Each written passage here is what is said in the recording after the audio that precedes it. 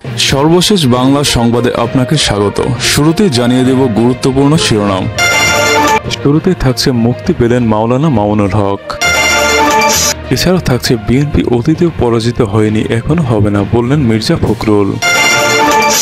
আরও থাকছে বিএনপি সবসময় ক্ষমতা কুক্ষিগত করতে জনগণের ভোটাধিকার হরণ করেছে বললেন ওবায়দুল কাদের।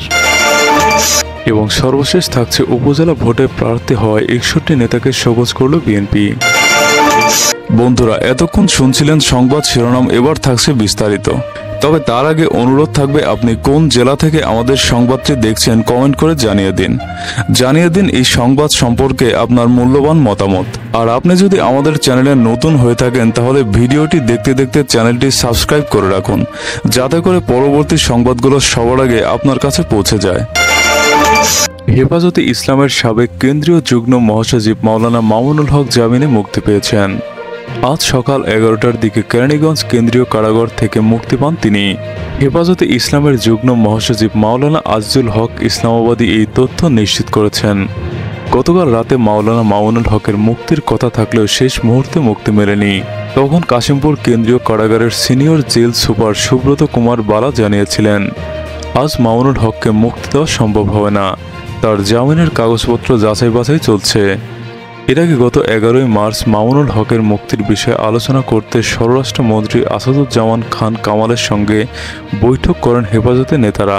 ধর্মমন্ত্রী ফরিদুল হক খান সহ সরকারের উচ্চ পদস্থ কর্মকর্তারা বৈঠকে অংশ নেন।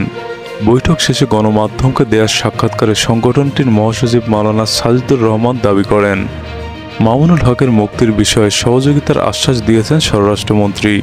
এর আগে রাত 10টায় কাশিমপুর হাই সিকিউরিটি কেন্দ্রীয় কারাগারের senior jail super Subrata Kumar Bala জানান, মাওলানা মামুনুল হক এই কারাগারে দীর্ঘদিন যাবৎ বন্দী হিসেবে আছেন।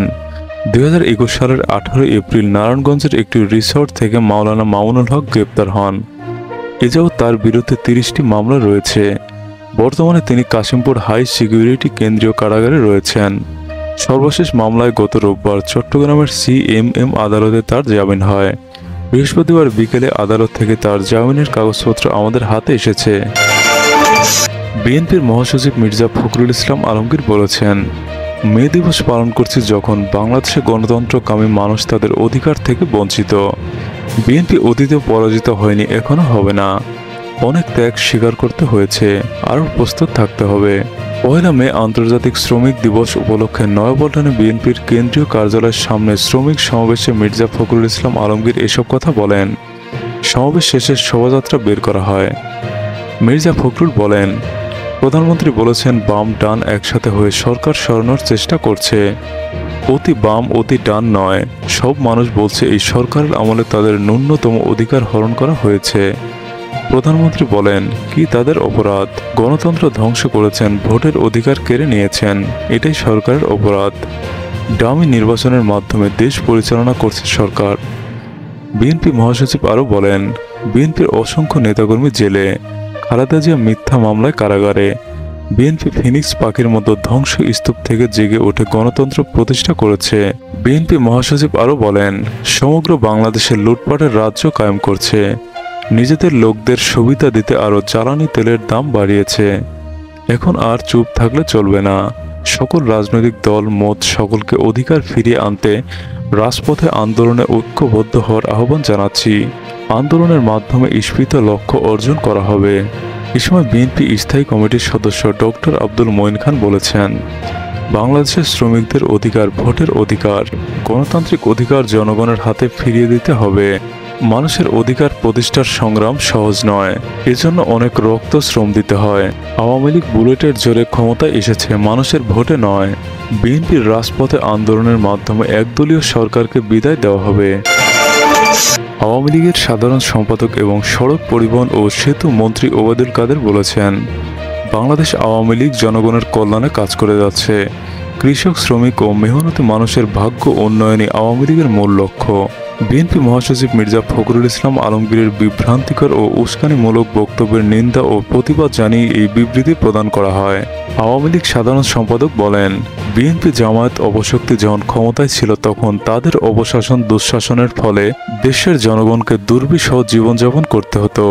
আজ তারা শ্রমজীবী মানুষের অধিকার নিয়ে কথা বলছে, অথচ তারা ক্ষমতায় থাকতে কোনোদিন শ্রমিকের বেতন ভাতা বৃদ্ধি করেনি।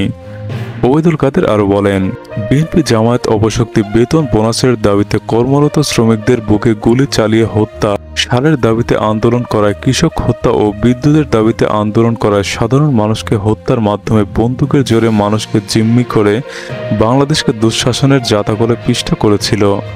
সেতুমন্ত্রী আরও বলেন, তারা আদমজি জুট মিল সহ বিভিন্ন কলকারখানা বন্ধ করে শ্রমিকজীবী মানুষের জীবনকে দুর্বিষহ করে তুলেছিল। অন্যদিকে আওয়ামী লীগ ক্ষমতায় এসে কয়েক ধাপে পোশাক শ্রমিকদের বেতন ভাতা বৃদ্ধি করেছে, চা শ্রমিকদের বেতন ভাতা বৃদ্ধি করেছে। এই সরকারের আমলে শ্রমজীবী মানুষ সহ সব মানুষের জীবনমানের উন্নয়ন ঘটেছে। ওবায়দুল কাদের বলেন, আওয়ামী লীগ সর্বদা জনগণের ভোটে ক্ষমতায় এসেছে। আওয়ামী লীগ কোনো মিলিটারি ডিরেক্টরের পকেট থেকে প্রতিষ্ঠিত রাজনৈতিক দল না বা ক্ষমতার উচ্ছিষ্ট বিলিয়ে প্রতিষ্ঠিত রাজনৈতিক দলও নয়। আওয়ামী লীগ ঐতিহাসিকভাবে এই দেশের মানুষের গণতান্ত্রিক অধিকার সহ সব অধিকার প্রতিষ্ঠায় নেতৃত্ব দিয়েছে এবং জনগণের মধ্য থেকে উত্থিত রাজনৈতিক শক্তি। তারই ধারাবাহিকতায় আওয়ামী লীগ সর্বদা জনগণের ভোটাধিকার সহ অন্যান্য অধিকার প্রতিষ্ঠায় কাজ করে যাচ্ছে। বিএনপি সবসময় ক্ষমতা কুক্ষিগত করার জন্য জনগণের ভোটাধিকার হরণ করেছে, যে কারণে তাদের মধ্যে নির্বাচন নিয়ে ভীতি রয়েছে এবং তারা নির্বাচনে অংশগ্রহণ করতে চায় না। একবার তারা তাদের ক্ষমতায় আসার পথ নির্বিঘ্ন করতে অর্ধকোটি ভোটারকে তালিকা থেকে বাদ দিয়েছিল, আবার 1,23,00,000 ভুয়া ভোটার সৃষ্টি করেছিল। দলীয় সিদ্ধান্ত অমান্য করে দ্বিতীয় ধাপের উপজেলা পরিষদ নির্বাচনে অংশ নেওয়ায় 61 নেতাকে কারণ দর্শানোর চিঠি দিয়েছে বিএনপি। চিঠিতে নেতাদের 48 ঘন্টার মধ্যে জবাব দিতে বলা হয়েছে। সন্তোষজনক জবাব না দিলে তাদের বহিষ্কার করা হবে। বৃহস্পতিবার 2 মে বিএনপির জ্যেষ্ঠ যুগ্ম মহাসচিব রুহুল কবির রিজভীর সই করা চিঠিতে এসব তথ্য জানানো হয়েছে। শোকজ চিঠি পাওয়া 61 নেতার মধ্যে 25 জন চেয়ারম্যান পদে, 20 জন ভাইস চেয়ারম্যান পদে এবং 16 জন মহিলা ভাইস চেয়ারম্যান পদে প্রার্থী হয়েছেন। চিঠিতে জানানো হয়েছে, 15 এপ্রিল বিএনপির জাতীয় স্থায়ী কমিটির সভায় উপজেলা পরিষদ নির্বাচন বর্জন করার সিদ্ধান্ত নেওয়া হয়। এই নেতারা দলীয় সিদ্ধান্ত অমান্য করে 21 মে অনুষ্ঠেয় দ্বিতীয় ধাপের উপজেলা পরিষদ নির্বাচনে অংশ নিচ্ছেন। তারা প্রার্থিতা প্রত্যাহার করেনি। বিএনপির নেতা হিসেবে এই নির্বাচনে প্রতিদ্বন্দ্বিতা করা সম্পূর্ণরূপে দলীয় শৃঙ্খলা পরিপন্থী ও দলের প্রতি চরম বিশ্বাসঘাতকতা। সিদ্ধান্ত উপেক্ষা করে নির্বাচনে অংশ নেওয়ার কারণে তাদের বিরুদ্ধে কেন দলের গঠনতন্ত্র অনুযায়ী সাংগঠনিক ব্যবস্থা নেওয়া হবে না, যথাযথ কারণ দেখিয়ে তার লিখিত জবাব 48 ঘন্টার মধ্যে দলের ভারপ্রাপ্ত চেয়ারম্যান বরাবর নয়াপল্টনের কেন্দ্রীয় কার্যালয়ে জমা দিতে হবে।